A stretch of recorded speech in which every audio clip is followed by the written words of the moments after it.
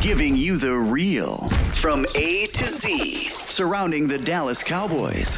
News, updates, rumors, transactions, takes, and more. So strap up, Cowboys Nation, and start your day off with A to Z Sports. Live with Will Steele.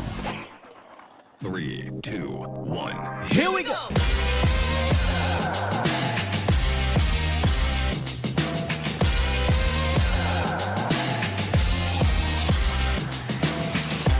Good morning, good people.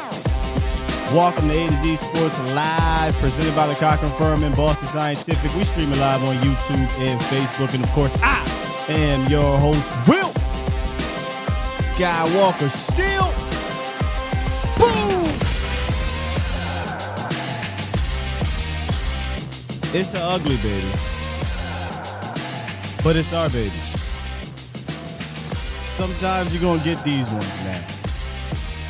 It's Overreaction Monday. Reaction, overreaction, whatever you want to call it. We are going to do just that today, recapping that ugly win, costly win against the Houston Texans. After that, we're going to hit the roundup and look at the domino effect, the fallout from that victory. Kind of sucks, but we got to dive into everything. And, of course, I want to hear from y'all on the Pulse of the Nation hotlines. Let me get the number up here for you. Where you at? Where you at? There you go. There you go. 351-999-3787 is the phone line. I already got somebody on hold, so get in where you can fit in, Cowboys Nation. And no cookout today. So look, my guy's here dancing at the grill. Not today. Today is more about a family meeting than anything. We haven't had a family meeting in a while. When was the last time we had a family meeting? I think sometime last year, I think maybe Saints game, Giants game, one of those games where it got weird. I haven't used that word yet. I have not used the word, oh, man, this offense looked weird. It looked weird yesterday. And I think because they went to a certain blueprint that we couldn't get out of, and then we kind of shot ourselves in the foot. And we'll discuss all of that.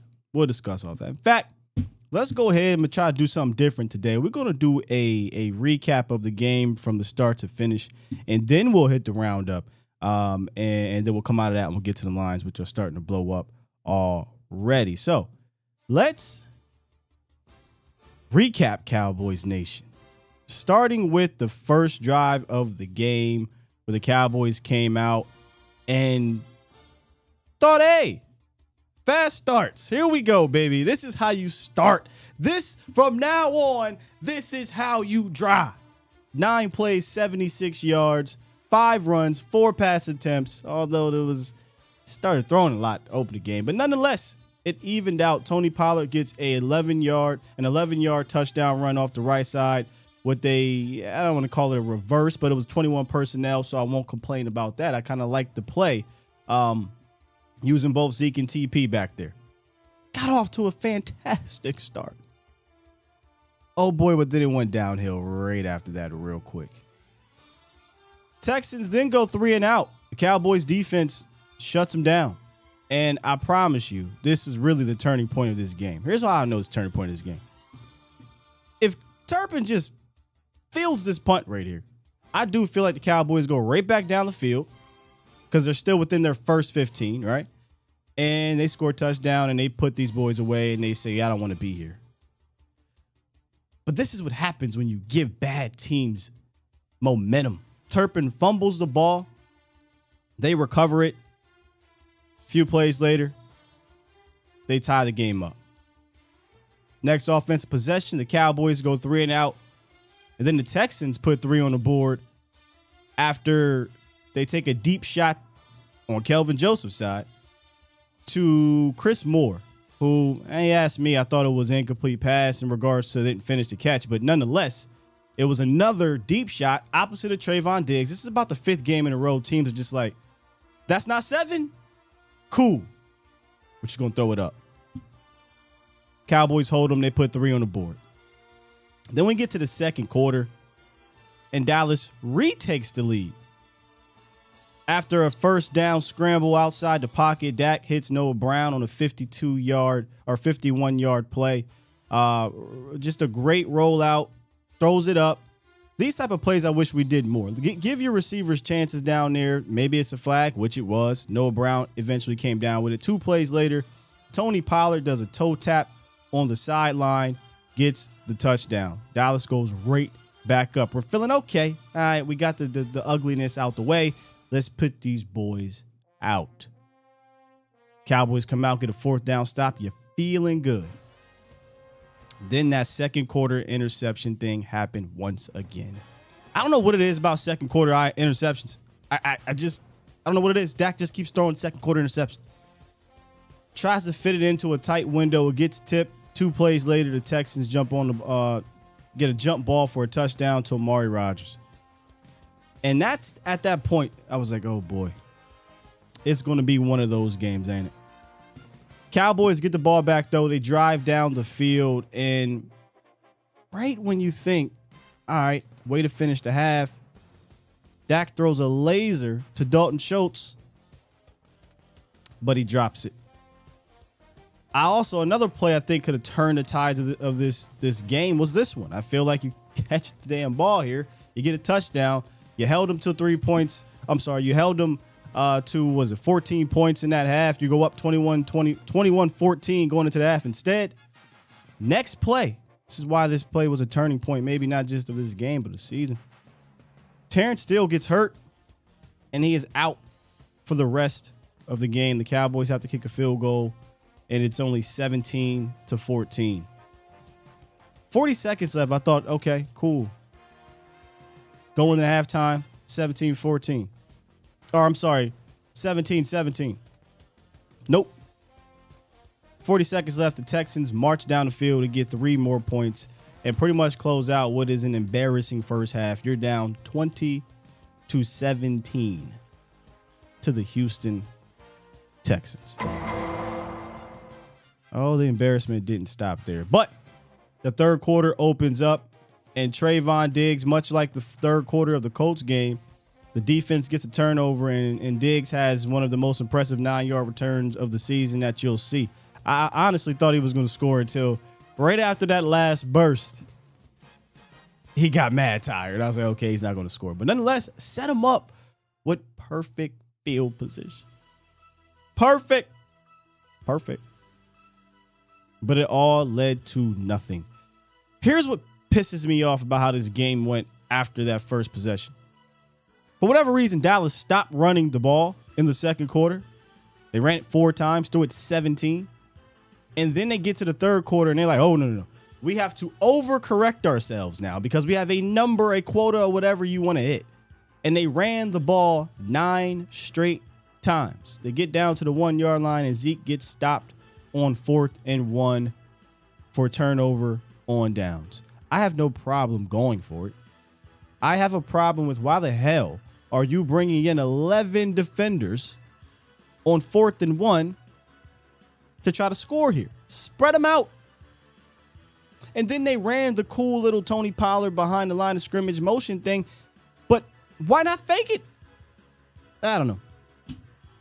Get stuffed. To make matters worse, the Texans drive down the field, get a field goal, 23-17. Another one of those 5 plays or whatever, right? Dallas eventually would answer to get 3 points after another stop. Again, you think, all right, cool, things are going well. We got 3 points. The defense just got another stop. We go down here, we score, we put this thing away. No. Kevontae Turpin lets the ball bounce, and Chris Moore made a great play. Pin the Cowboys back to the 1. What ensues next? Well, Cowboys get out the shadow of their end zone, and then the next play, Josh Ball gets wrecked, and you get a sack, fumble. The ball goes back inside the 5.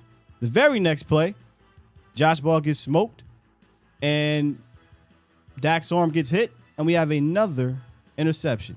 You know when this interception happened? The game that comes to mind was Pittsburgh Cowboys. Dallas went to Pittsburgh, had a chance to go down and win the game, backed up inside their 20-something of the sorts.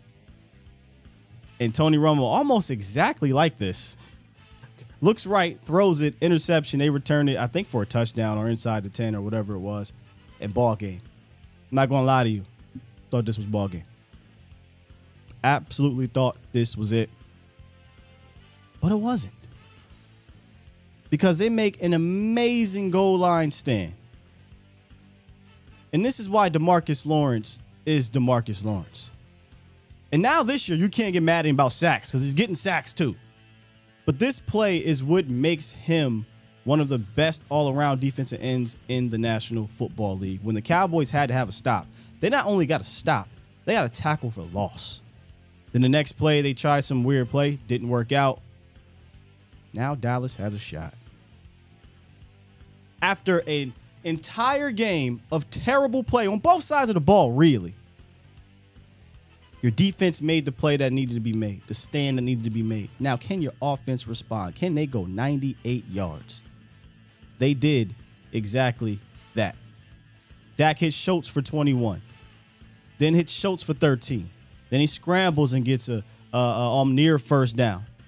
Then he hits Noah Brown on a beautiful throw and catch for 18 yards. Then he hits Schultz again across the seam, right over Kirksey's fingers, who's been getting his hands on the ball all day. The Texans were getting their hands on passes all day. Of his 15 incompletions, 11 of them had the Texans knock it down or some sort of tip pass. 2 plays later, Ezekiel Elliott up the gut for a touchdown, but this time it wasn't crowd the line of scrimmage. They spreaded him out, glance across, hands it off to Zeke, touchdown, ball game. Wasn't easy. She ain't pretty, but she's our baby. I say there's 2 silver linings, Cowboys Nation, that came out of this game. One of them I will discuss right now. I didn't know when. Didn't know how. I didn't know who. But I thought it was very important for the Cowboys, for Dak Prescott. I said this to you guys before, after the Green Bay game. To get a game-winning drive like this season. They needed it. It had to happen. I, for one, was hoping that it happened a few weeks from now. I talked to Voss the other day. We were talking behind the scenes, and he's like, man, I want to whoop the Eagles in week 16. I said, I do too, but I'd rather the Cowboys get a victory of this ilk. Not the Cowboys playing bad and they come and win, but the Cowboys get a game-winning drive. They needed it. So part of me wanted to see what happened. I'm happy that part of it happened. And that is something that we can hold our hats on. The other part is the 3.5 quarters of the game that were absolutely terrible. But that is the one silver lining I wanted to talk about. And I'll talk about the other silver lining a little bit later, Cowboys Nation. Actually, I'll talk about it once we get out of this roundup here. But that was kind of the quick game recap. Wanted to try something different here. I had a little fun doing that. But they got it, man. They got the victory. It wasn't pretty. It was ugly. There is a pattern happening here that I don't like to see, that I hope the Cowboys can eventually correct. But here we go. I say this all the time. I would much rather have things to correct off of a victory than off of an L. And there are some things the Cowboys are going to have to go back to the drawing board with because of certain injuries. So we'll get into that here in the morning roundup. It's time! It's time! It's time! It's time! It's time! It is time for... It's time for the morning roundup.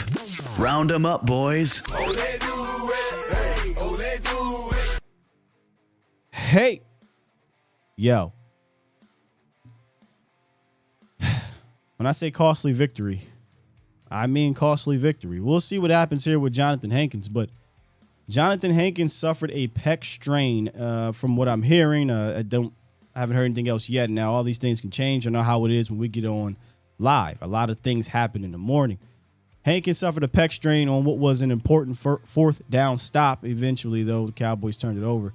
But this sucks because Jonathan Hankins has been a revelation, in my opinion, in the middle of that defense. He's only one man. He can only do so much.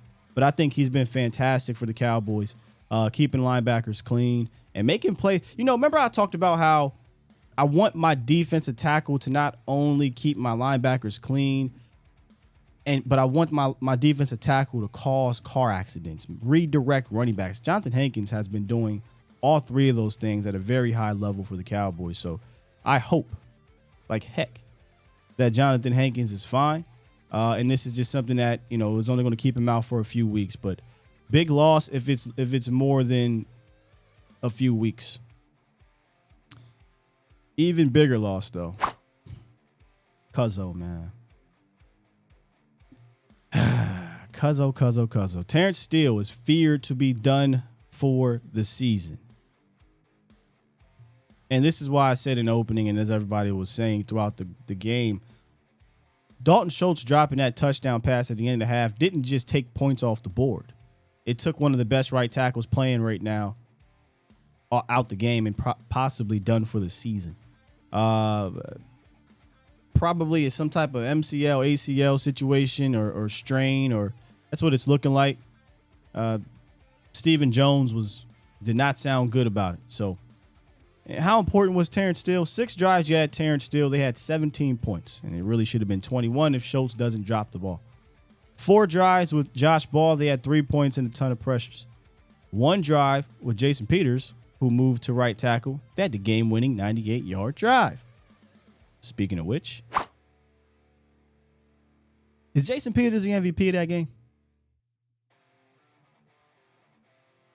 Is Jason Peters the MVP of that game? Hard to say no. Hard to say no. Here's what Jason Peters had to say after the game. You can't prepare for that. I hadn't taken right tackle reps since 2005. So I just went in the game and I know how to stay in front of people, and that's what I did. He said, I know I can stay in front of people, and after Dak got hit and threw that interception, I was like, man, I got to go in and try to help us win. That's what I was thinking. But before I could turn around, offensive line coach Joe Philbin was like, hey, big dog, you going in. You are going in. Now, listen, I'm not here to get on Josh Ball. Josh Ball is what he is. It is what it is. It is what it is. This isn't new. This is not new.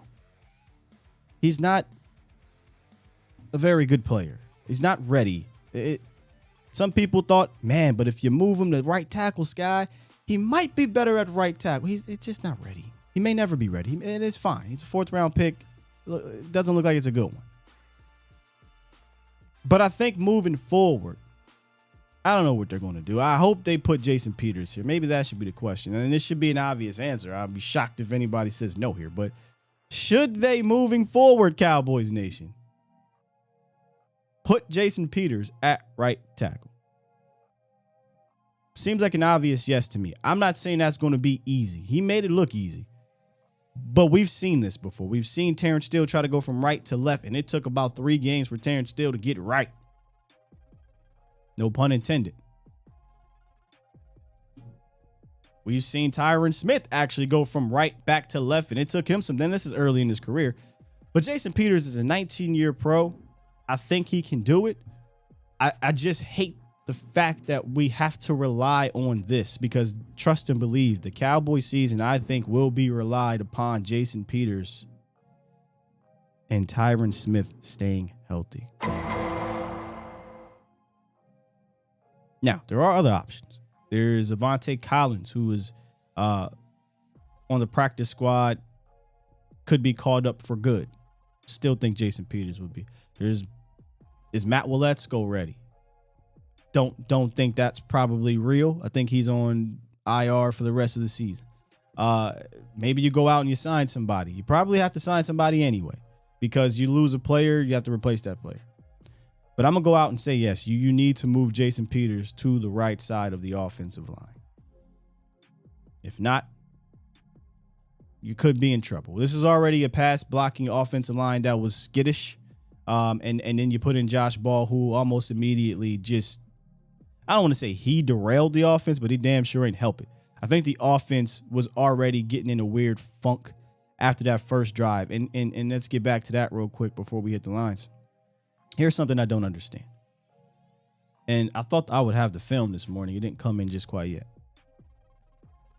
I thought they came out great. I thought they showed balance. I thought there was a purpose, right? I just thought there was an eager and urgency to put it on them. And then all that went out the window. It's like after the Texans scored after that fumble from Turpin, it was a little bit of panic or something like that. You run the ball 4 times in the second quarter, to me, makes no sense. And I don't mean to be this person, but I'm staying steady about the question that I have asked you and that I've asked Cowboys Nation for weeks. Who are you? Who are you? Talking about this offense, talking about Kellen, talking about Dak, talking about whatever. Who are you, Cowboys offense? What is your identity? I keep going back. You know, the good thing about, playing in the 12 o'clock game, you can go watch the other games. I keep looking around. And the teams are who they are. That team over there on the West Coast on a third quarterback, and they remain who they are. I don't know what team I'm getting. Offense, really. But defense ain't been that great. That's another discussion maybe we'll have on Wednesday when we talk about defense. But who are you? Do you want to be a running team? Do you want to be a passing team? What is your identity?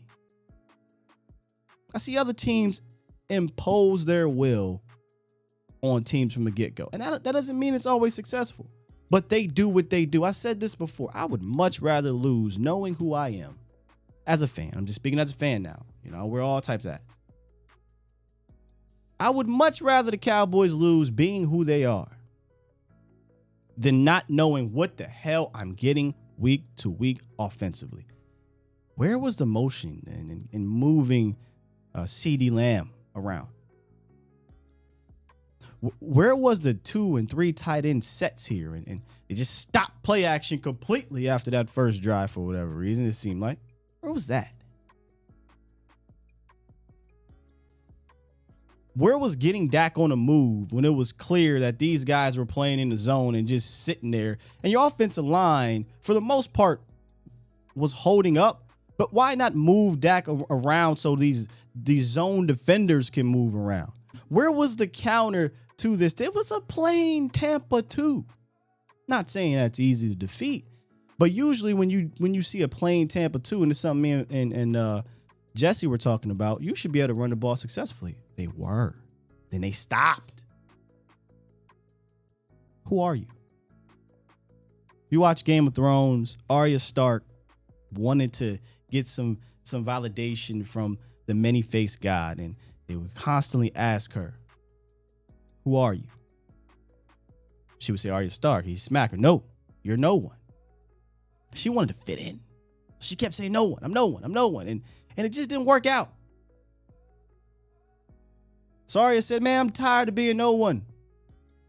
I'm a Stark. Dipped from the many-faced God and eventually became on the hero for the show.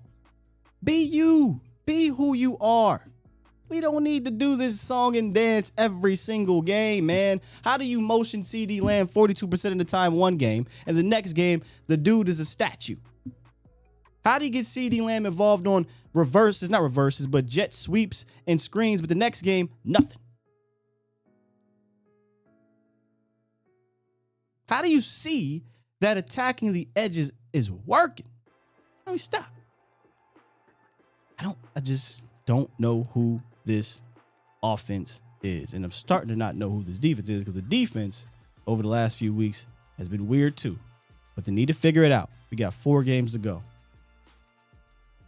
You could put on the blinders. You could pretend that, you don't have this same question. That's fine. I can't. I don't know who this team is week to week, and it's starting to get weird. hate to say that because last year I was saying this at the end of the season. It's getting weird. It's getting weird. It's getting weird. It's looking weird. And I kept telling myself, man, nah, they'll just get to the playoffs and things will click. In 2 weeks, maybe not even 2 weeks. This Jacksonville Jaguars team just beat the Titans, so we ain't overlooking them. So let's do that. We'll talk about the Jags later this week. But you got 2 games coming up, and really, let's just be honest. The next 4 games. None of these games are easy. And this is exactly what they need. They don't need a banged up Washington team on their schedule from last year to put up 56 points and make everybody believe everything's okay. They don't need a third string Eagles team in week 18 putting up 50-something points and making everybody believe everything's okay. No.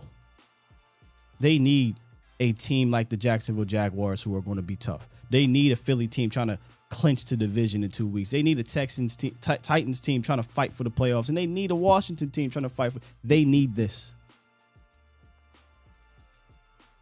And they need to figure it out.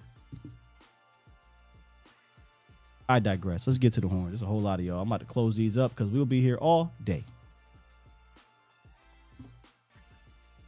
Pulse of the Nation hotline presented by the Cochran Firm. Since 2005, our guys Brian and Larry Taylor have been killing it down there, protecting and serving the DFW area community. They handle the most challenging civil cases involving personal injury, wrongful death, fraud, truck and automobile accidents, class action, and mass torts, to name a few.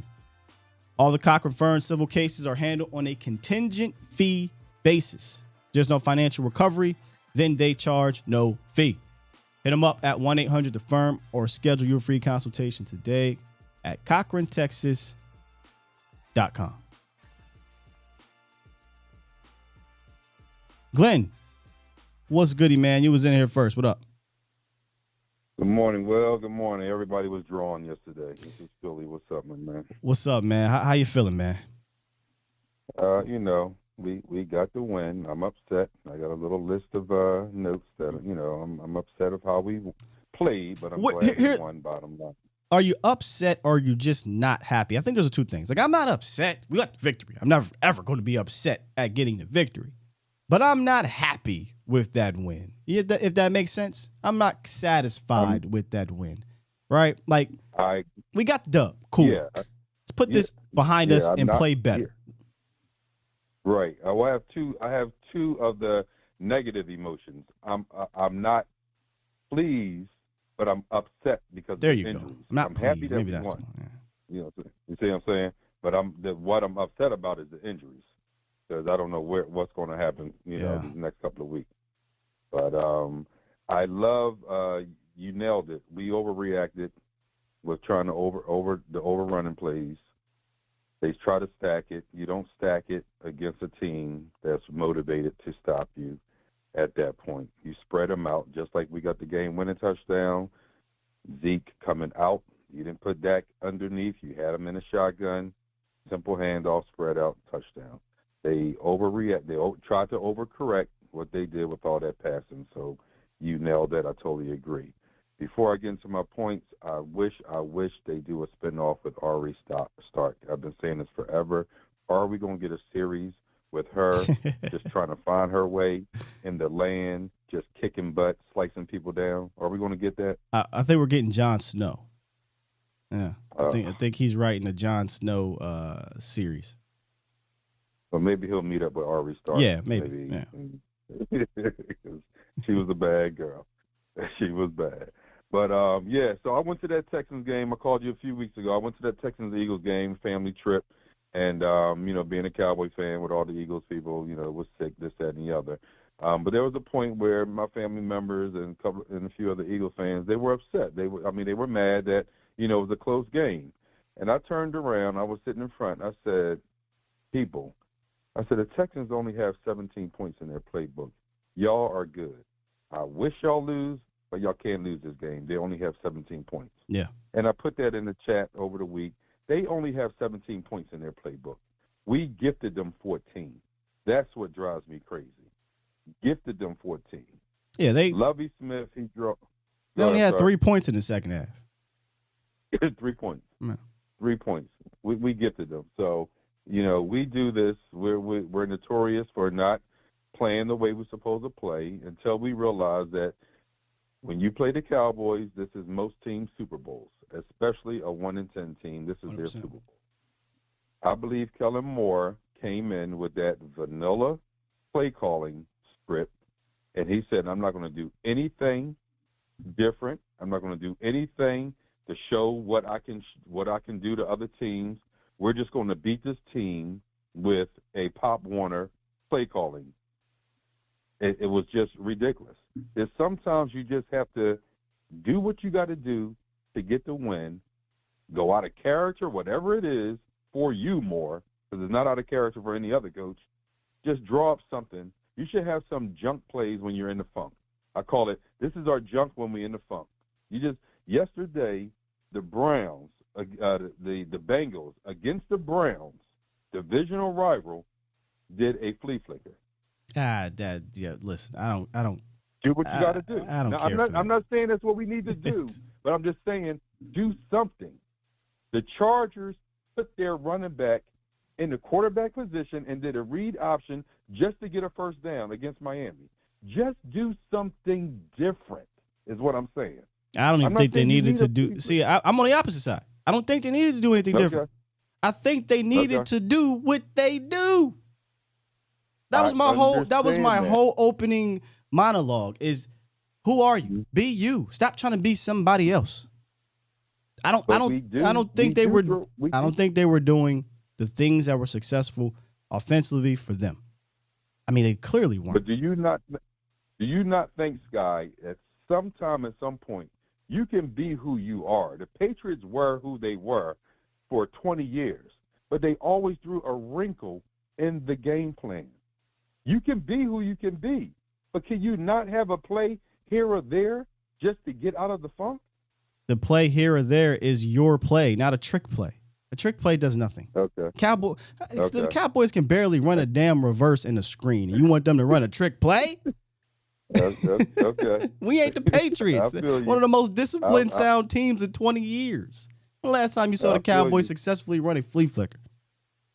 I feel you. I saw our wide receiver that we don't have here anymore throw touchdown bombs. Do you hear what you just said? Well, first of all, I ain't throw no touchdown bombs, but you hear what you just said? Who we don't have anymore. That. So who you want throwing these wild passes? You saw CeeDee Lamb try to throw a 2-point conversion. I'm just saying, every football team has athletes that were quarterbacks in high school and Pop Warner. Somebody on that team can throw something. And I'm not even saying it can be that. I'm just saying it can be something. But let's move on because I don't want to go back and forth with that. All right, man. Let me get to the rest of the. Hey, we can't have you on phone for 15 minutes, man. All right. Can I just say something about Michael Parsons real quick? Yeah. Just say a statement and be I'll out. Call you later in the week. Yeah. I'll call you later in the week. I'll call you later in the week. Have a good day. Brother. All right, peace. All right, man. We got so many on the horn. We cannot be on the phone for 15 minutes. D Shift, what's good? Hey, what's up, man? I told y'all. Y'all try to put that female on me, bro. Y'all try to put it like the female walked out on me, dog. The hell you talking about? Told y'all the trust issues. The trust issues, dog. Oh, you talking about this from Voch's show. I don't even remember the conversation. Dog. I just know the bit. Yeah. But it's all good. It reared its ugly head again. Here we are. I mean, I'm chilling, man. I mean, we can go back and forth, and I mean, I get. I was kind of talking with Toxic, and I get his point, man, and how the Eagles are, blowing people out, these past 3 weeks. But and that's what you want to do at the end of the season. You want to be playing like that, I guess. I can go down the list of their schedule of teams that they struggled against, and just not to really go tit for tat with the Eagles, but just go out through history where you're going to struggle against teams that you're supposed to beat. I mean, I don't get it as a Cowboys fan base where we come out being this spoiled, thinking that we're supposed to be just blowing people out. I don't see what we have warranted in 30 years. Just feel like we just supposed to just be a dominant, roll over everybody kind of team. You got to be kind of a dynasty to kind of do that. So I guess, that's what these kind of reactions, not even just the overreactions when we win, but I think it's this type of reactions when we have like just this, the gall of the Cowboys, not blow this sorry team out. Well, I mean, you got to prove it. You got to prove that that type of team. And those type of teams usually are the ones that stick to the formula. You look at the 49ers, they blow out the freaking Tampa Bay, because they have a system in which they've been showing has been consistent throughout the last 5-10 years. And you throw in Brock Purdy, you throw in Garoppolo, Trey Lance, whoever you throw in Mostert, you throw in Christian McCaffrey, whoever. They're interchangeable on all these pieces, and they stick to the formula, and they're constantly just within the more of a just in the conversation a little bit more. I mean, I think if we clean up these things, we have the potential to do something like that, but we have to stick to this game plan, you know, and we can't treat our quarterback like he's just this Ferrari at all times, you know. Sometimes you just got to be the pickup truck, you know, and I mean, that's going to be the only way, man. That's going to be the only way. I don't know if they looked at it like, well, it's the Texans and let's pad our stats, because I know that's a real thing. I mean, you look at the interception, the last play of the game, you see McQuamo and Diggs trying to fight over the ball, you know, which, you know, I get it, you know, but at the same time, these guys think about their stats and they think about their numbers. You can't tell me that, you know, that with 6-7 interceptions, it's like, man, I got to give me a couple touchdowns to kind of put some pad between this stuff. So this team just has to I mean, like you said, stick to the game plan. We need to be running the ball. Tony Pollard having 10 touches is not acceptable anymore. And I mean, that's that, bro. I mean, but as a fan base, like, y'all need to chill, like, 'cause we haven't proven anything for us to even be mad about winning an ugly game. I think that's very interesting coming from you, because when we had this conversation at the start of the season, this is exactly what I was saying, in the sense of we got to wait till we get to the playoffs. We got to prove it in the playoffs. And he was like, nah, this is a great team. This is a better team, et cetera, et cetera. Like, well, we won't know till we get to the playoffs. So it's very interesting to hear that from you, is all. No, I'm good. I'm good with the I want to see it in the playoffs too, and that's why, you know, the wins or losses, like, it's no overreaction. You know, this still is in my mind. Well, it's Monday. It has proven to be a better team. It has proven to be a better team than Monday. Last year. Of course, it's a reaction over reaction. That's what we do here. But I mean, no, I'm saying that it has proven. I mean, like it or not, the defense has stepped up, and I mean, if you play with the running backs the way you're supposed to play with them, I mean, it is what it is. But yeah, we can roll with it though. Overreaction Monday. Yeah, you know how it is. You know how it is. All right, man.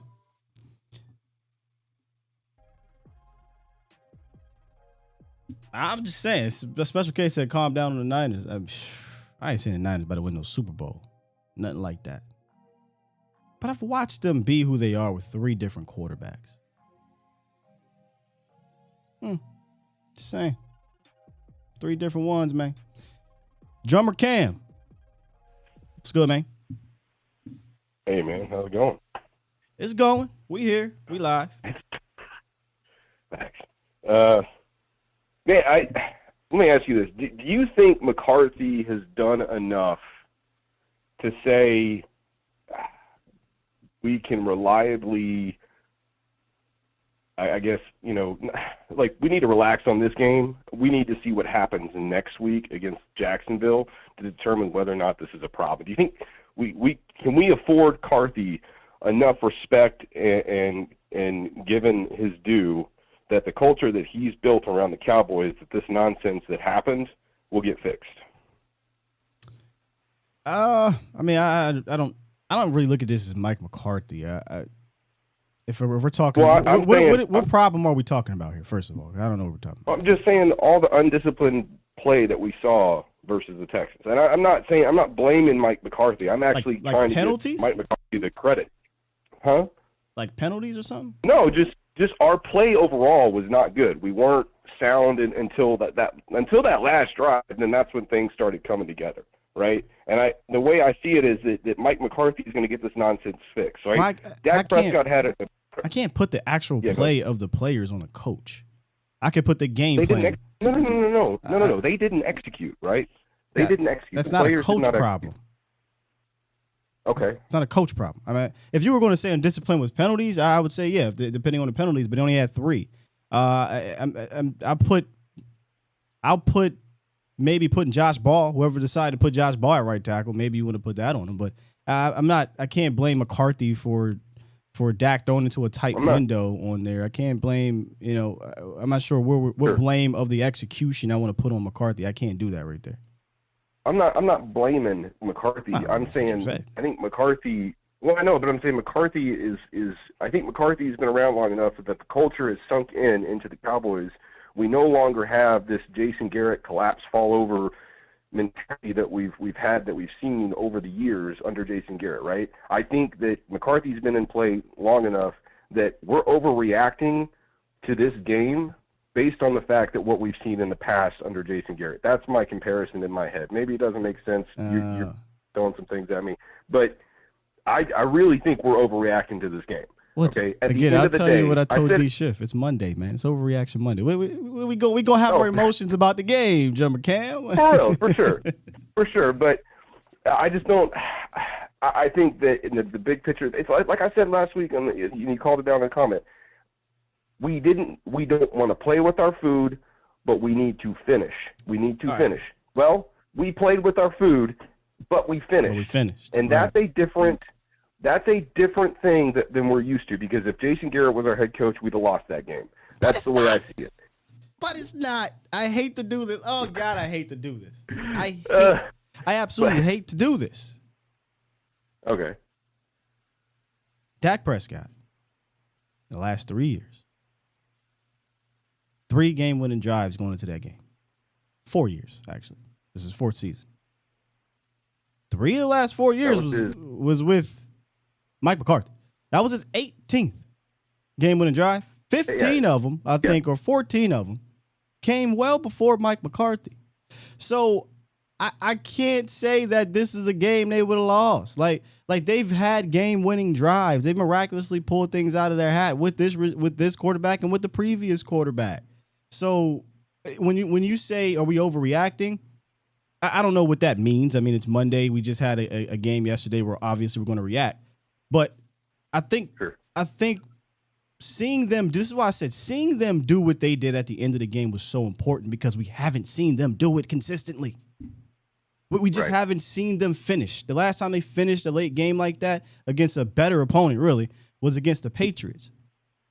Then they had multiple opportunities to do it after that. You had Arizona, you had Cincinnati, or not Cincinnati. You had what's the team? Kansas City. You had Las Vegas. And I'm talking about with Dak, because obviously they finished against Cincinnati. But with Dak Prescott at the helm. You had Cincinnati. Then you have San Fran. So yeah, there is cause for like, hey man, can they freaking finish?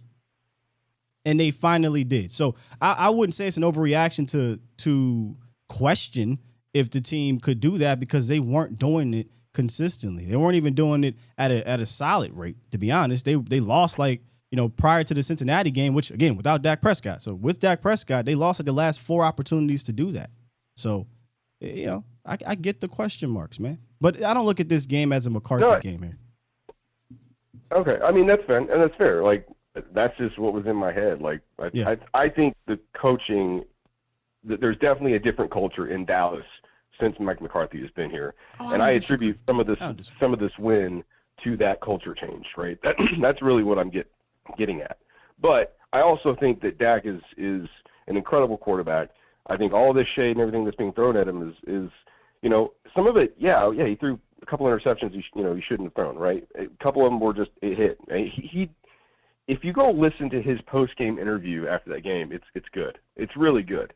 And it should fire you up, because when you see his expression on his face when they pointed out he has 9 interceptions, he's like, "What?"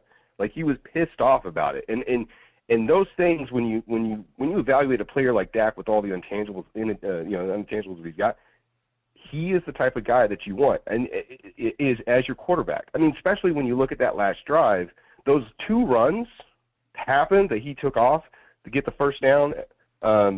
It was like we were deep in our own 20. Yeah, he got like a 9-yard run, and then the sprint, and then the first down for the quarterback keeper. Yeah, that 3rd and 1 drive, that 3rd and 1 run, that was more impressive to me. Like, I know that the O-line helped big time too, but the way he just piles through and he's not scared, like, and then you see him just pop up and you see his face, and it's like, then he had the big throw to Noah Brown. Then you had the big catch from Noah and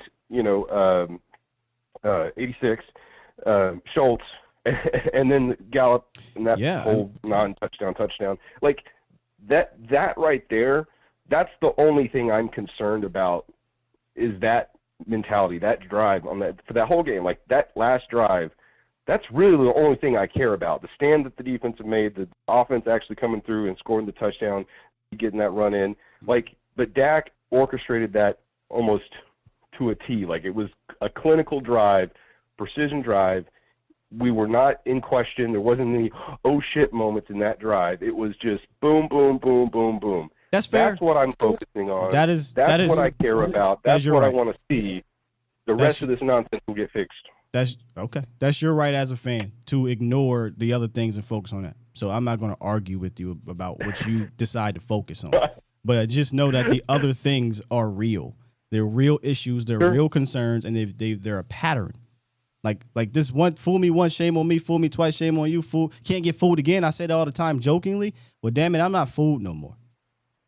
It has become a pattern. I understand you say it will get fixed. Sure. Well, then they got to prove it to me. Prove it to me that it will get fixed, because you're going to run into a better team, man, and you ain't going to be able to overcome that. So, yeah, great last drive.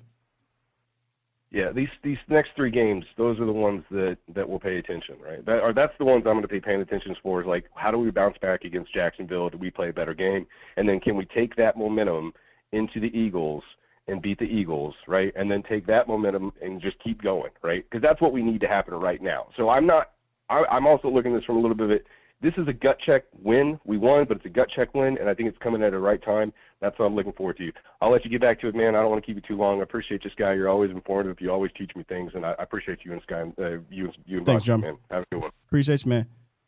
Yeah, and I definitely sound like y'all probably hate me tonight. But I tried all day yesterday. I tried this morning to talk myself into this feeling of right? I tried. But one thing I can never do to y'all on camera, man, I can't fake it. It was an annoying game. And I don't want to be one of those annoying fans, though. I'm not trying to be that, because I'm wearing different hats here. I know how it is. It's harder than it look. But I just come away from that game, and it's I need to watch the final drive over and over and over again, because it's frustrating. That was the word I used a ton. It's frustrating.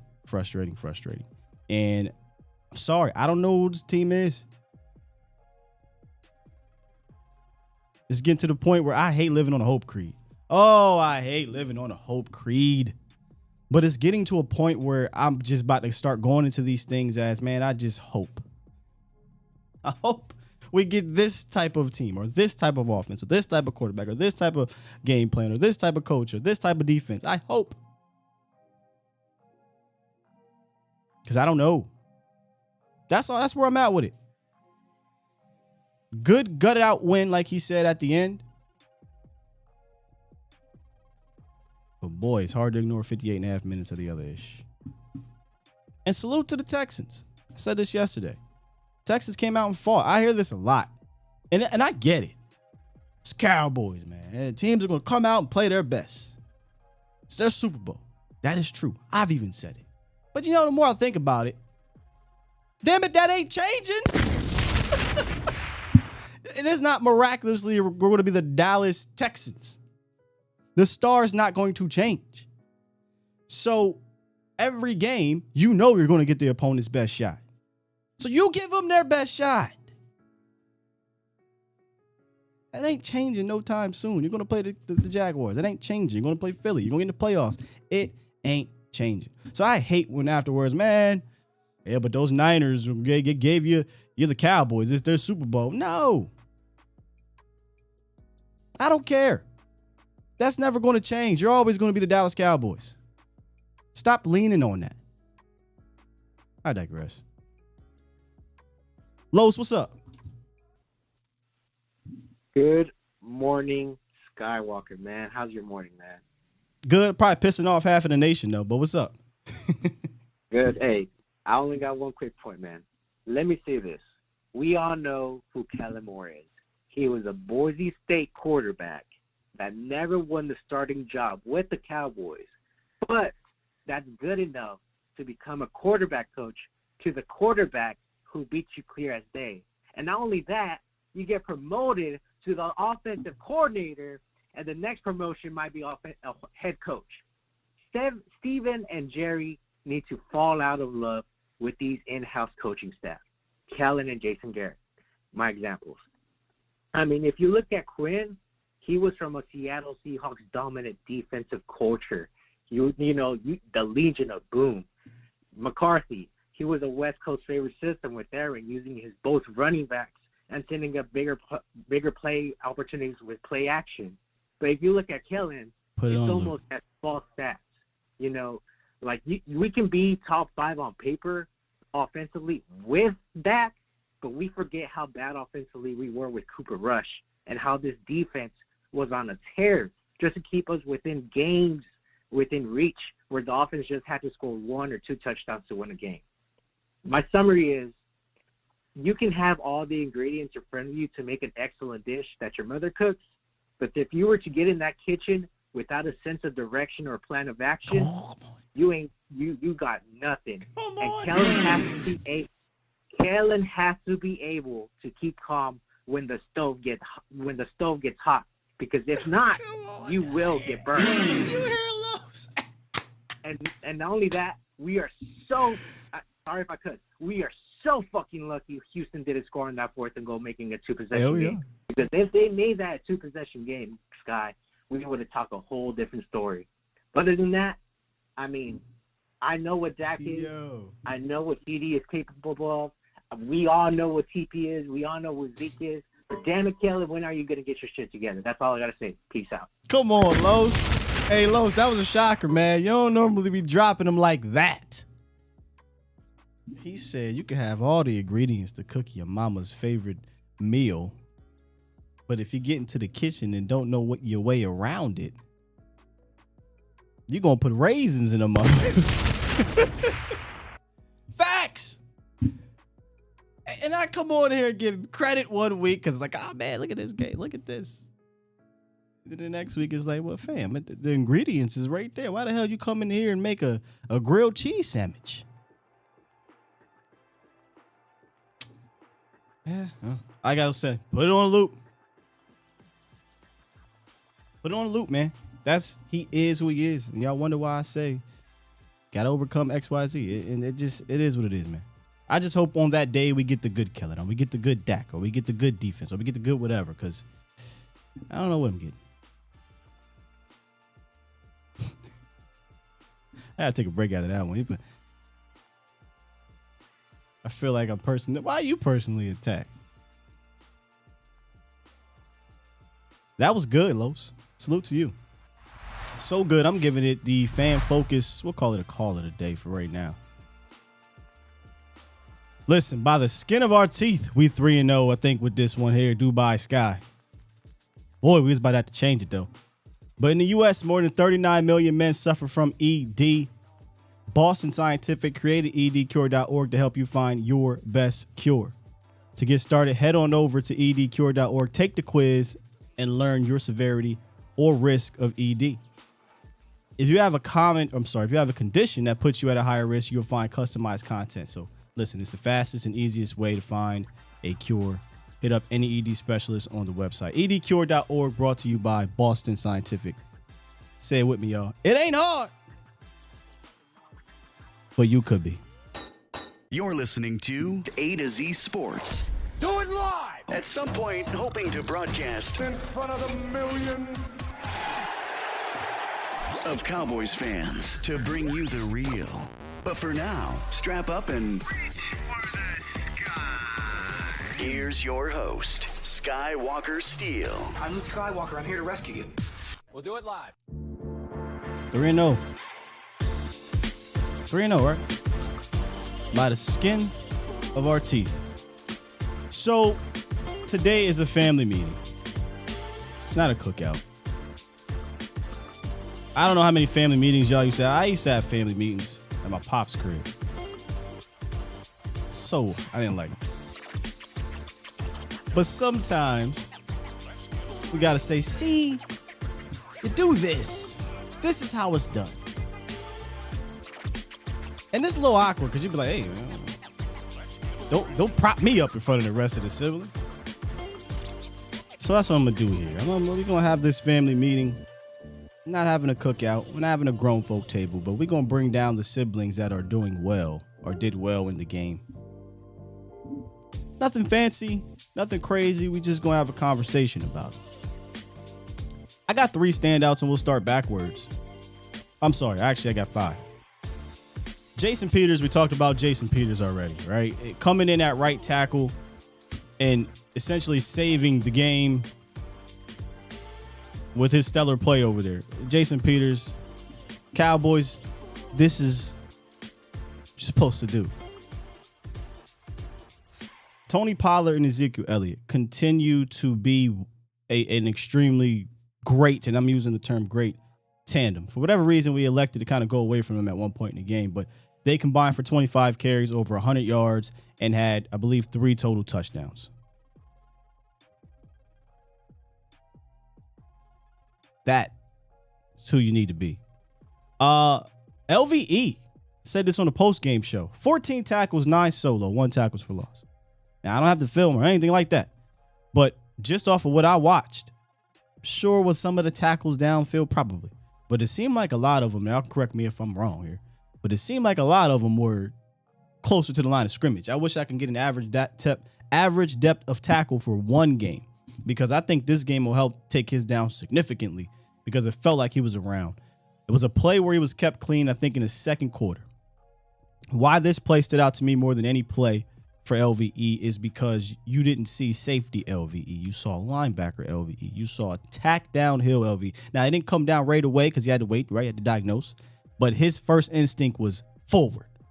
Then, boom, that was his tackle for loss in the second quarter. So 9 solo tackles and a tackle for loss. From first watch, just first watch. Thought LVE had a fantastic game. DeMarcus Lawrence. What more can I say about DeMarcus Lawrence? 5 tackles.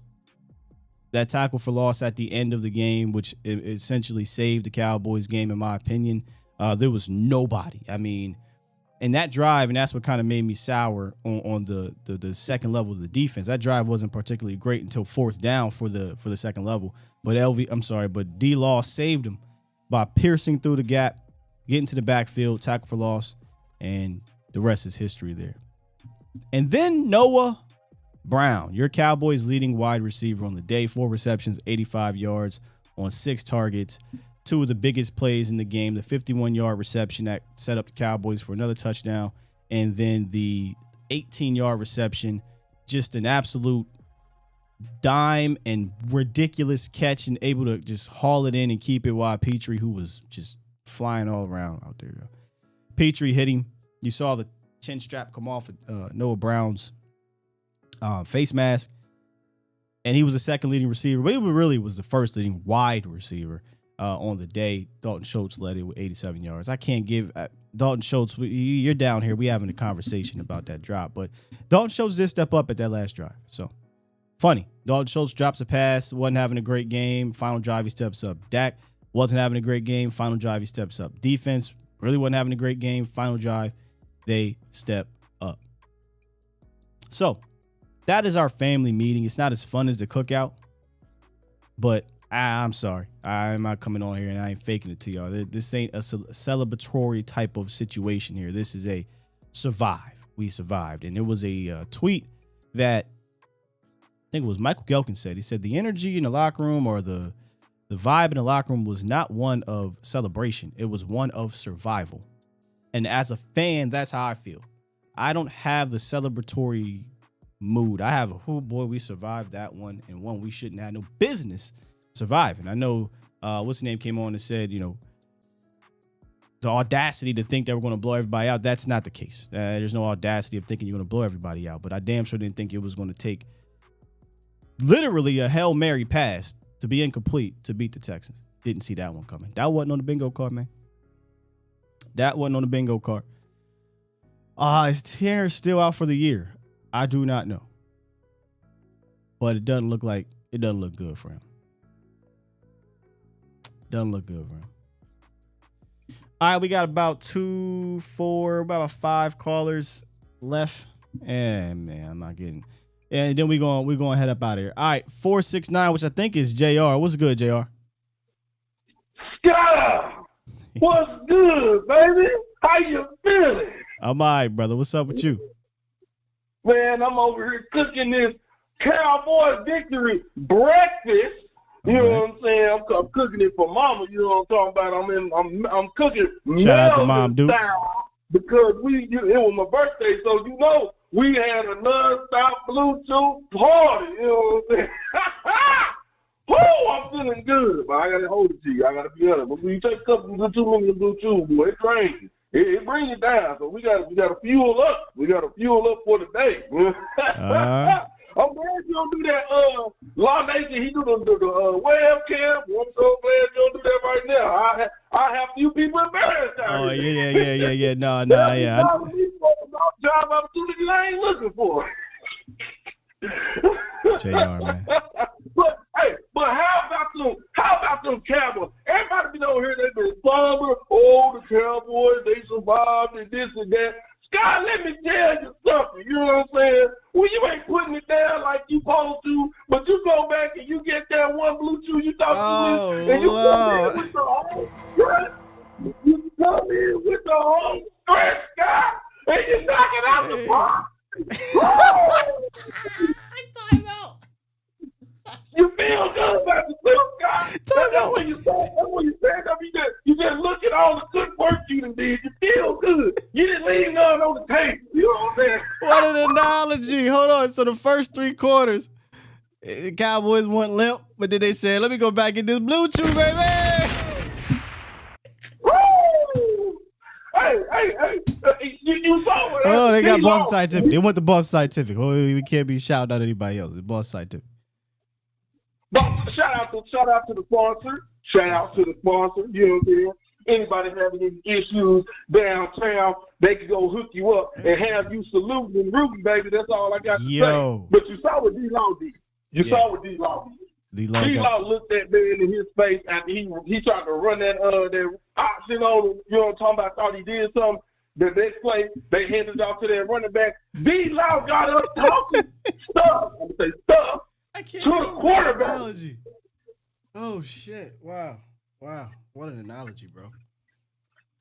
And that is you. That is you. That is a perfect analogy for you, man. Fantastic. Stop. Yeah, I'm here. I'm waiting for you to land the plane, big homie.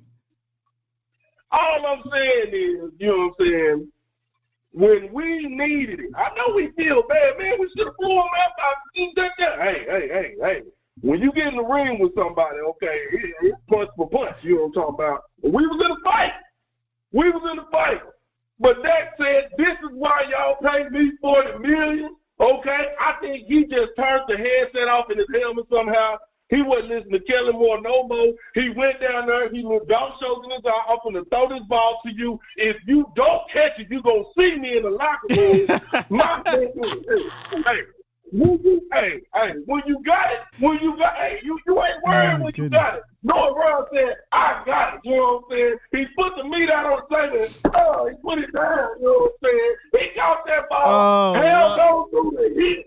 Oh, my goodness. Have we seen a better catch in the crossover movement? Come on. Why we thought we did with Cowboys? What's the real Sunday? Everybody should have a Bluetooth celebration. I mean, hold on. Boston Scientific. Boston Scientific. Celebration. Boston Scientific. We all need a Boston Scientific celebration. They got the win and you can't too. Oh, I feel good. God, that's all right now. You know what I'm saying? We're talking about the other stuff tomorrow. We celebrating today. Whoa! I'm ready. You know what I'm saying? That's all I got. I love you, baby. Oh, man. Appreciate you, JR. We love you over here, man. Oh, goodness gracious. Hilarious. It was a fantastic analogy. I ain't gonna lie to you. Blue. Yeah, that's kind of what it felt like.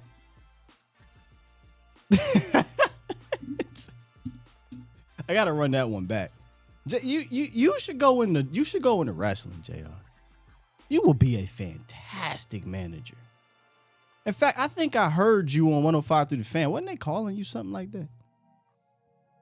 Oh, you'd be a fantastic manager,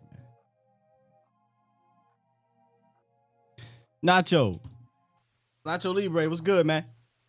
My man, to go from his energy. Yeah, I don't know. To I'm what sorry, we've been bro. Talking about, you gotta follow that one up, man. We gotta follow that one up. Well, I tell you what. Well, I'm gonna go somewhere right in the middle then. Okay. Your frustration of what we've talked about, the inconsistencies, the not knowing who we are, what team is going to show up on Sundays. I'll leave it to you with this short point. I was talking to my colleagues earlier in the week before Sunday, and the debate was, okay, who are the top teams in the NFC if the playoffs were to start now? I was putting our Cowboys team, I was putting the Eagles ahead, 49ers, etc. Are you crazy? And I said, no, I'm not. Why? Because I do not know my team. If the team that is going to show up, that goes on the road, backs against the wall against the Vikings, and shows up like that and plays to the level of competition, and Kellen Moore is consistently calling games the way he should, then we can win. Yeah. Go the other way, football team. So, yes, that's the frustrating part of it is, to your point, here we have all these formations offensively, and it looks like we're peaking at the right time and playing real good football, and then we have this type of performance? When you have Philadelphia playing championship caliber football in December, and you have San Francisco with a third quarterback playing that type of football, and we are playing. Hello? So, there you go. I guess moving forward, what are you going to do in the playoffs? Otherwise, we're drinking that hopium, right? That's what we're doing every week. And that's acceptable amount of hopium is there, right? Like, we're all fans. We're all drinking some sort of hopium, but I don't want to live off of the hope creed.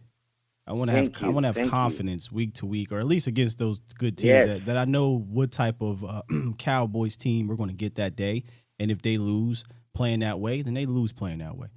So that's just my whole point, man. Appreciate you, though, Nacho. And you know what? Absolutely, my man. Okay, we'll let you go, my man. We'll let you go. Have a great day. Let's just hope that we can be more consistent and we can really have that confidence that we need as fans. Absolutely, 100. Appreciate you, Nacho. Have a blessed day. Great call. Have a good day. My man. Hard to follow up, JR.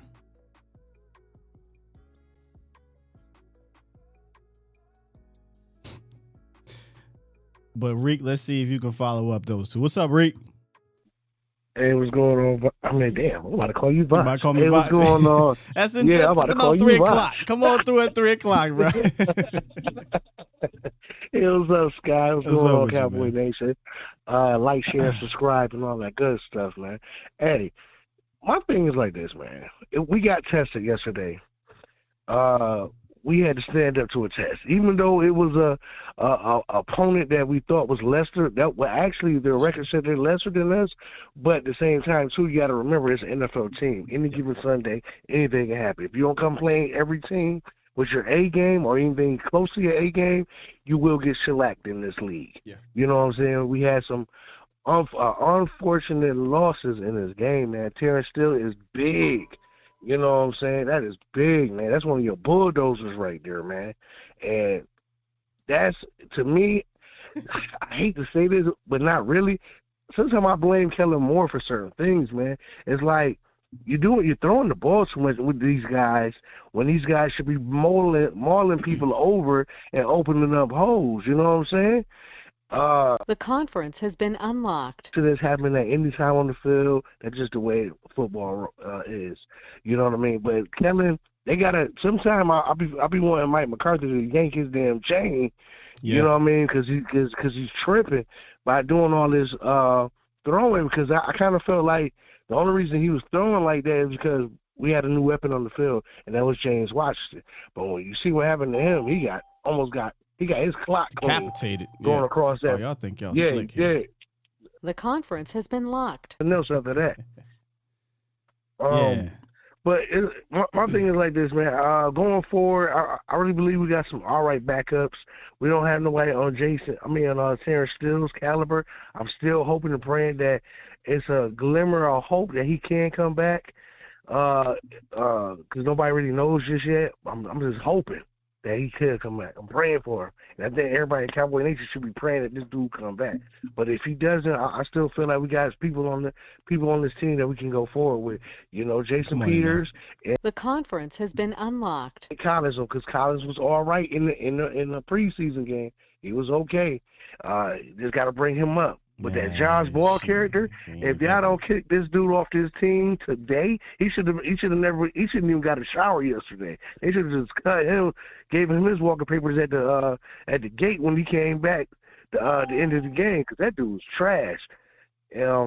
But other than that, man, hey, we got the win, Cowboy Nation. Let's be happy. The conference has been locked. It's not gonna be pretty. We had a dog fight. That's cool. We came out the winners in the dogfight. Our team showed us what we can do when we start believing in ourselves at the end of the game. So be happy for that. That's all I got to say, bro. All right, peace. Appreciate you, Reek. Good call from Reek. Got in, got his passion in, went hard, got out. Good stuff. Yeah, man, this kind of goes all the way back to the start of the show where I said, I started off with, listen, I didn't know when, I didn't know how, I didn't know what opponent. I didn't expect it to be this one. But I needed, me personally, maybe y'all didn't need to see it. Me personally, I needed to see them do what they did at the end of that game. On both sides of the ball. Offense and defense. No matter how bad that team is. It's a really bad team. But at that point in the game, they were playing just as good as you, right?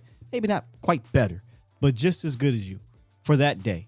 And I needed to see them make a critical stop and then make a critical drive to win the game.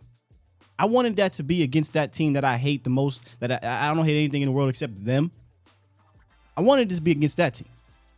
But maybe, as Coach Mike McCarthy said, the finish of that game will pay dividends.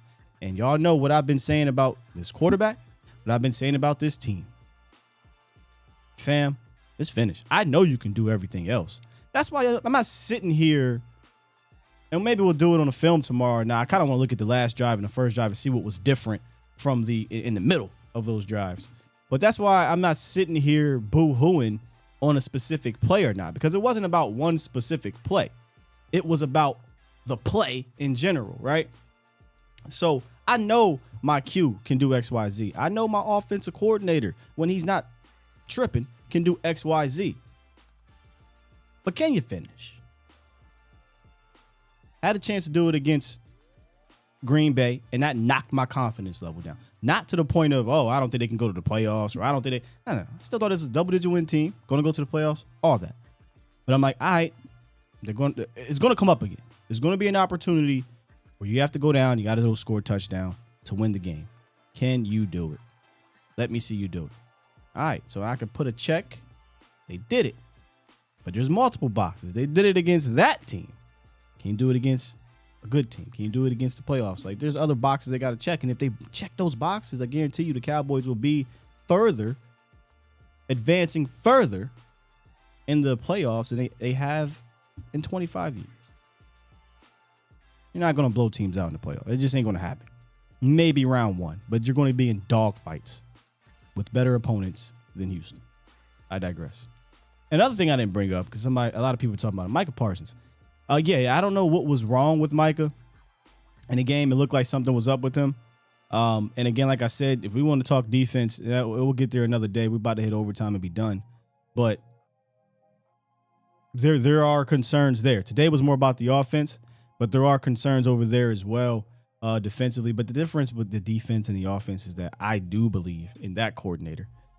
I do believe in those dogs over there, that they will get it together and figure it out. Hell, they did it last year. They came out slow, and then they only give up 3 points in the second half against San Fran. Or, I'm sorry, they gave up that touchdown, but that wasn't really them. So, I do believe in that defense getting it together. But more shocking than maybe anything that happened in that game, not the interceptions, not the play call offensively, not the play from the offense, but where the hell was the pass rush? That I did not have on the bingo card. Texans, salute to them. They came out with a different game plan. They used 2 quarterbacks, kind of went back to, I want to say, didn't the Broncos do that in the 70s or something? I know the Cowboys used to do it. Tom Landry had to decide to pick one or the other, and he eventually picked Captain America. But it worked. It was working. It was throwing them off. It was keeping them ahead of schedule, getting the clock ticking, et cetera, et cetera. But still, Davis Mills wasn't touched. That's weird to me. That's weird. Shout out to Lerman Tunsil, had a fantastic game. Shout out to the offensive line, kept the Cowboys pass rush at bay. That honestly was more shocking to me than anything else that happened in that game.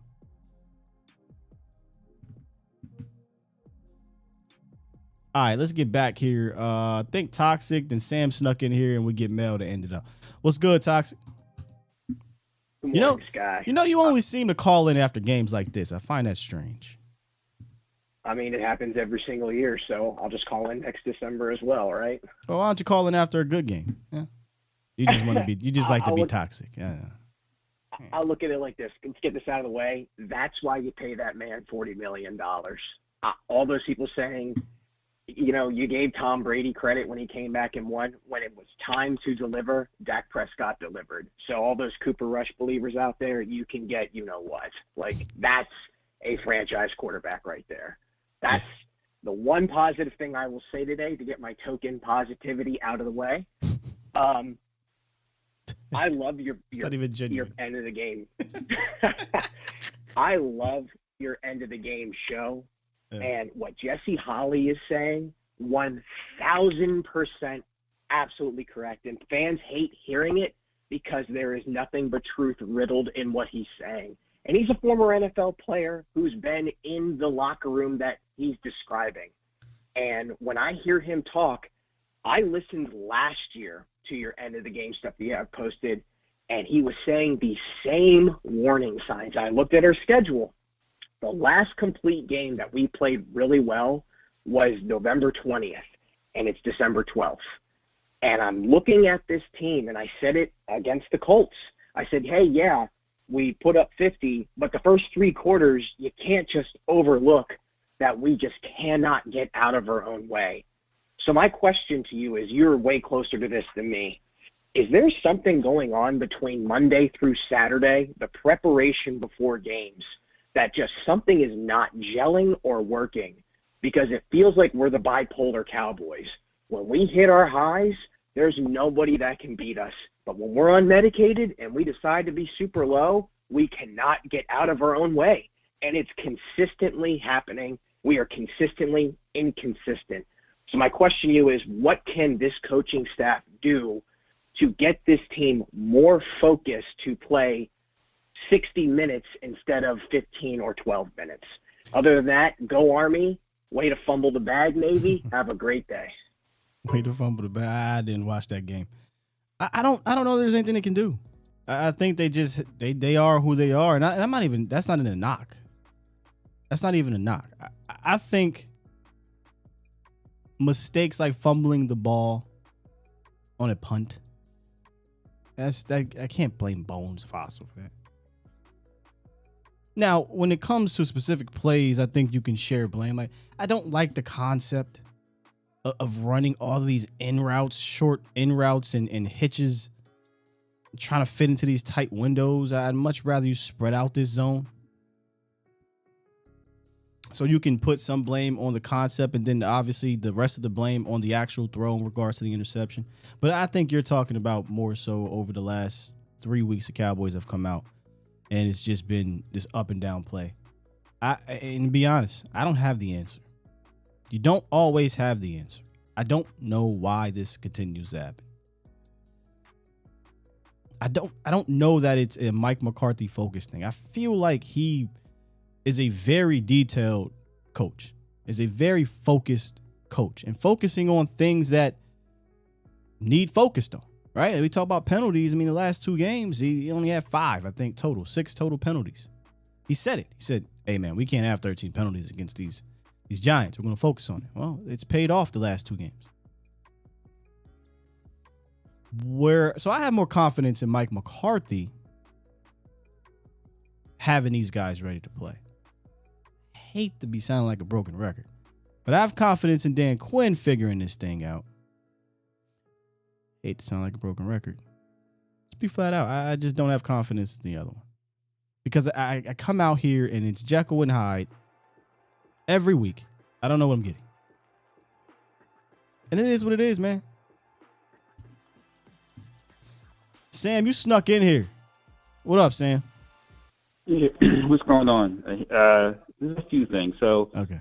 Well, as you was talking, I looked at the PFF grades for Tunsil, and this pass pro is actually like top couple in the league. So that may be part of the reason why you weren't able to really get good pressure. Man, listen, we featured Tunsil in the pregame or in the lead up to this, but Tunsil's one man. We've played tackles that were on that level throughout the year and absolutely wrecked those teams. So there's no excuse for not getting any sacks or any pressures in this game until the end, at least, against this team, man. Learn me Tunsil or not. Yeah, the only thing I will say is that they tend to. I don't. I can't know this last game, but I know before that it felt as though they were not rushing Micah from the A gap as much and rushing him more from left end, which I thought was really like not advantageous. I know he's like your best player, but like I really like the kind of the chess concept they're using before, where they would find a weak link and then rush him over that. So, but the other thing I wanted to say is that like I don't know, like I hate to agree with AKA Toxic Tom, but like to a certain extent I do, but also I think like it's human nature to have a little bit let down. Although when you look at their PFF grades, the Texans, it's just horrible. It's like the last, they have like the worst linebacker in the league. It's just like there's really not a lot of talent. So some of that I can attribute to like a little bit of a letdown in human nature. Some of that though I think is preparation. Like they didn't practice in pads this week or this past week, and like I don't know, I think like they might like some of the culture may have like kind of melded in, and they kind of luckily they had enough talent and enough perseverance and resilience to come back. But it was a little much. I think like if they can put it together next game with the Jaguars, who aren't great, but they're at home and Trevor Lawrence is playing better and towards the tail end of his second year, and so like I think there's like 20 hits, 20 TDs, so like interception or something like that. I actually like them. I like the Jaguars. I think that's not going to be an easy game. I think that's a respectable opponent, 100%. Yeah, I think if they can pull it together, just that one, and then the next one, like I wouldn't even be mad if they don't win out, because it will show, I think, in the end that they are prepared for the, prepared for the playoffs. I actually got to run. That's it for me. Thank you. All right, man. Appreciate you. Yeah, next week is big. Well, obviously the week after is bigger, but I want to see how they respond. All right. After the Green Bay game, we challenged them. Can you go out on the road against a good Vikings team, maybe one of the most overrated 10-3 teams, but nonetheless, still a good enough team? And can you respond? And they did. So they're going on the road after they got the win this time, but not a great game. Let's see if they can respond against this Jaguars team. You want to see them bounce back heading into that Philly game, but I refuse to treat this game like I did the last game as a fan, which I'm allowed to do. This is different. This is a good team on both sides. When I say good team, both sides of the ball, they got players on both sides of the ball. I like their head coach. Their quarterback is figuring it out. They got a good offensive system. In fact, their offensive system is one that typically gives the Cowboys problems. So we're ahead of ourselves. We'll talk about them on Wednesday. All right, Mel. What's good? I snuck in, dog. You snuck in. I said, hold on. I think it said unmuted. Hold on. I hit that call so quick. Man, what's going on, brother, man? Happy Victory Monday, first of all, man. It is. Barely, but it still is. So I know we didn't have we didn't have a cookout today, man, but we still, we got to go to McDonald's, man, for the family meeting, bro. Nah, man, I only give McDonald's to Noah, LVE, Jason Peters, and the running backs. Everybody else is eating ham sandwiches. Ah, damn, spam. Yeah, they're getting spam. Man, the offense. And this is Reaction Monday, so I'm not going to give you my perspective side of myself where I analyze everything. Just my initial reactions. My initial reaction, bro, is the offensive passing game. It just feels broken to me. Like it is. it feels like every throw is a tight window throw. It feels like every throw is overly calculated.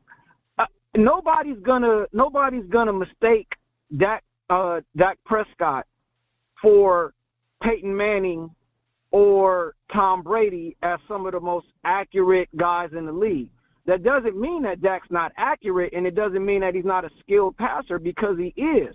But asking him to be Peyton Manning or Tom Brady every single play, I just feel like it's unfair to him. I don't understand why in the red zone we don't throw the fade ball to Gallup. It's not a difficult pass. It's something most NFL guys can make. But when we get in the red zone, we running crosses, we running all of this back of the end zone stuff. You got one of the best fade ball guys in the league. You never throw it to him. You throw it to him one time this year, he caught it for a touchdown. I haven't seen it since. Maybe I'm tripping. But to be fair, the red zone is not the issue with the passing game. The issue with the passing game and the concepts is between the 20s. If it's not coming out of the 12, the play action or whatnot, then the concepts are way too elementary. And like you said, they're causing way too many tight window throws. And you have receivers that don't get separation like that. The one that gets separation is CeeDee Lamb, and it's more so when you're using it, you're marrying it with him motioning, right? Or you got him in a 2-by-3 set with Dalton Schultz on one side. Dalton Schultz might take out the safety, and CeeDee Lamb puts on a post corner move or corner post move or whatever. But the concepts in between the 20s, in my opinion, are not advantageous to Dak Prescott, not advantageous to these players. When I sit here and I watch some of these other teams, and I don't want to name them because y'all get mad, but I do see wide receivers just running open with not a bunch of people wide open in space, man. And these quarterbacks are benefiting from that. And that's not a knock on that quarterback, right? Because you got to complete the throw, but it's like that's not happening here. And the only time that quote unquote happens usually is a naked boot with a tight end. And I said, if you're going to replace the explosive plays from the receiving position with the efficient splash plays with the tight ends, then you can't make mistakes. Because if you make a mistake, man, that's a interception on your side as opposed to a deep ball, 50-yard interception. It was a punt. But I digress. There was a series in the game yesterday where we did run the ball 11 times in a row. It was a possession. We ran the ball 11 times, and it resulted in no points. What was your takeaway from that? Because I kind of feel one way about it, but I really wanted to get your perspective on that series. I think that was an absolute overcorrection. They came they noticed in the second quarter we wasn't running the ball, and it got us in trouble. And they said, nope, we're gonna come out and establish the run, which is fine, right? You can come out and establish the run, but what the hell are we doing? You don't need to run it 11 straight damn times. And once you get down there into the red zone, what's wrong with a play action on third down and then you run it on fourth down? But to be so stubborn in that manner, and I wonder, I'm just guessing here, I'm playing tinfoil hat guy. If this was a situation where he, as in Kellen, was like, nah, we got to hit a number. Because I've heard them say it many a times. There's a number that they want to hit from a running game standpoint. I think it's 30.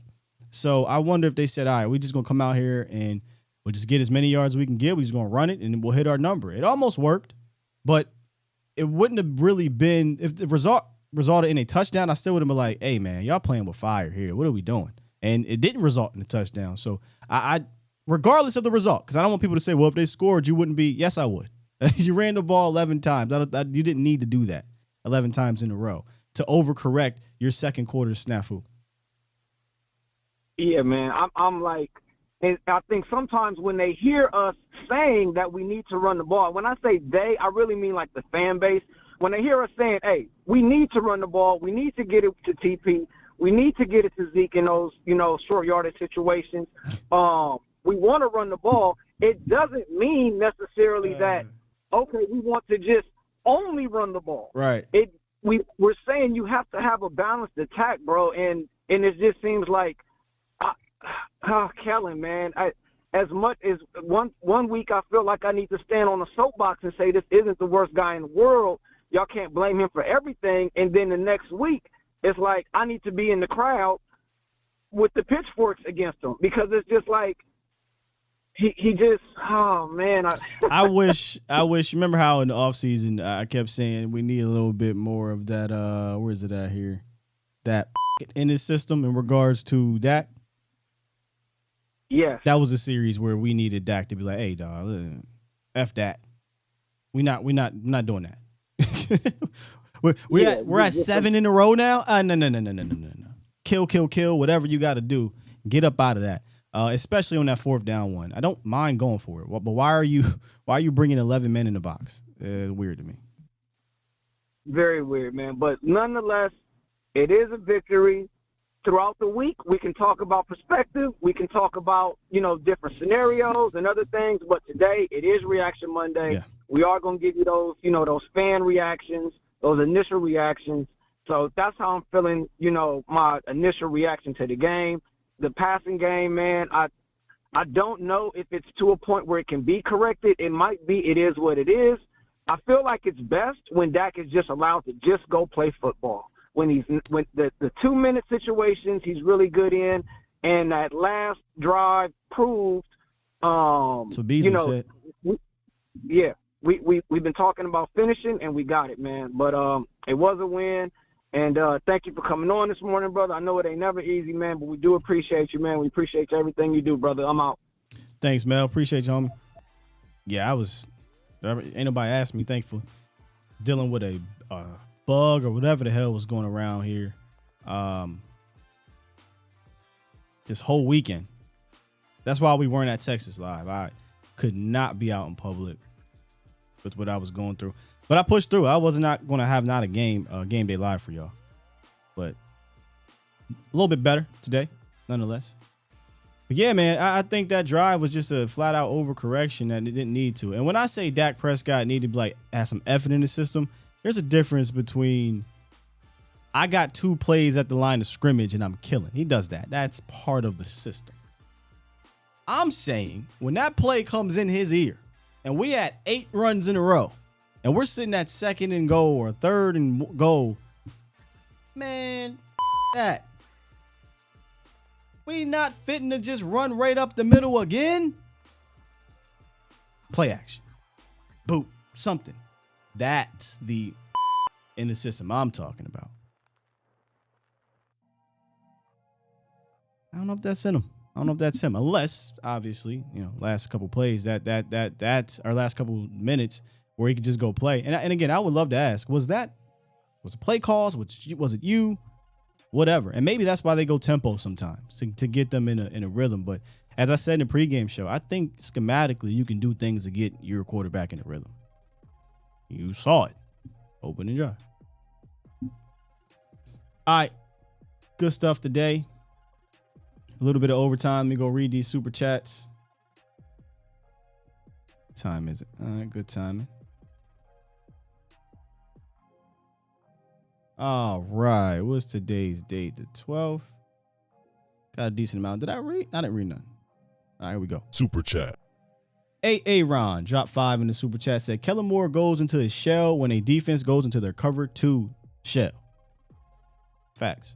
The tape should be dropped now. Hopefully I got it. I'll take a look at it and we'll break it down tomorrow. But very disappointed. I thought that we were starting to see a schematic, adaptation to what was going on. But I said this on the post-game show. It felt to me like, and it seems to me like Dak has adapted to what's happening in regards to the shell. He obviously hits his check down way more now, which a lot of people were upset that he's checking down. But last year when he wasn't checking down, it was weird. It's just weird, man. He's doing what he's supposed to do when that happens to you, especially when you schematically are not creating anyone to be open. So now I have to get it out to Tony Pollard after going through my reads. I have to dump it off to Dalton Schultz after going through my reads because I have nothing downfield.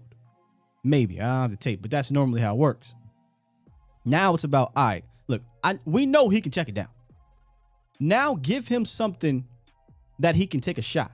Scheme something where, all right, I'm looking to make this play right here because I know schematically that safety has to make a decision. If he comes up here and I got one-on-one, or he goes out and I got the seam or whatever, right? Like schematically, we gotta figure out, because if I'm another team, why would that change anything? Why would I not come out and do cover 2, Tampa 2? Send the linebacker right up the middle. Hopefully he got ups like Kirksey and just jump all the damn time. So, good super chat. Twan dropped one earlier. Chat. Said nothing good to say. I'm really indifferent with the offense. Yay, we had a game-winning drive, but we play down to teams. Still, we will do it. Yeah, indifference a good word about the offense because you know they scored at the end, but it was very sloppy before that. Super chat. Q Dog, appreciate you. He says Lovie Smith stated they threw every coverage at Dak. Teams don't do that because your personal. Do not allow it. The Texans defense is not bad. The Texans defense is bad. That's a bad defense. However, though, you're right. This is what Lovie Smith had to say. That last possession they had, it looked like Dak had to make some really tight throws. What was y'all's plan for him on that last drive? Well, we were kind of doing what we normally do. We mix it up. We play all the different coverages, gave him as many looks as we could. Losing our corners kind of took us out of, some of our blitzes with the man. But Dak Prescott's one of the best quarterbacks in our game. And he's about to cry. He's going to hit some. And I think they kind of showed a little bit of the champion in them. Had to get a drive, there at the end. And unfortunately for us, they were able to. When I watched that, I was like, is Love about to cry? Man, I wish I had Dak Prescott, man. David Smith, John Watson. He's a champion, man. And then I was like, oh, he not about to cry. He fixed his face. That's just how he talk. I don't know how you can get all. Can you imagine Lovie Smith? Yeah, we got to go out there and beat the guy. Listen to him. Lovie. Now, come on. I got to listen to him one more time. Whoa. That last possession they had, it looked like Dak had to make some really tight throws. What was y'all's plan for him on that last drive? Well, we were kind of doing what we normally do. We mix it up. We play all the different coverages, gave him as many looks as we could. Losing our corners kind of took us out of, some of our blitzes with the man. Oh my but God. Dak Prescott's one of the best quarterbacks in our game. And he's going to hit some. And I think they kind of showed a little bit of the champion in them. Had to get a drive, there at the end. And he's fine now. Unfortunately for us, nope, he about to cry. Unfortunately, damn, Lovey, that one hurt. Oh, good dude. Super chat. Then King Element at the end says, shout out to King Element. You don't need a flute to make your snake go up when you've got Boston Scientific. Sky from Dubai.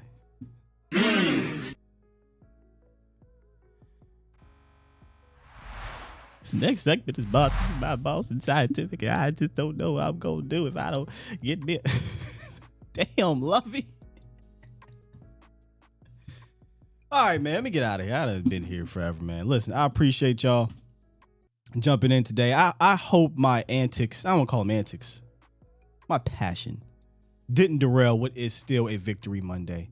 I'll be better tomorrow. We'll talk more about these things that went well tomorrow. As we break down Tape Tuesday. You gotta love Tape Tuesday. I just want what's best for my baby. And today it was an ugly one, but it is what it is, man. Later, Mauricio will be on A to Z Sports Primetime. And of course, you can catch me on the volume 306-ish. Shout out to the 3-ish Mafia. Come through. Should be a good one. Pretty sure me and Vach are going to fight today. Maybe I feel better later. But I know we're on opposite sides of this thing here. I just want better for that. I just want what's best for the team. That's all, man. That's all. I'll see y'all then. I'm going to hit this button. I'll be here till 11. I gotta go. I check y'all out at 306, man. I just such a good quarterback. I don't know what we gonna do. They want the whole thing and they don't want some of it. They gonna turn the lights out. I don't know. Yo, love me. We out here, man. Law Nation in 15 years. Yo, Lovey is Law Nation in 15 years. It's crazy. Love y'all. Peace.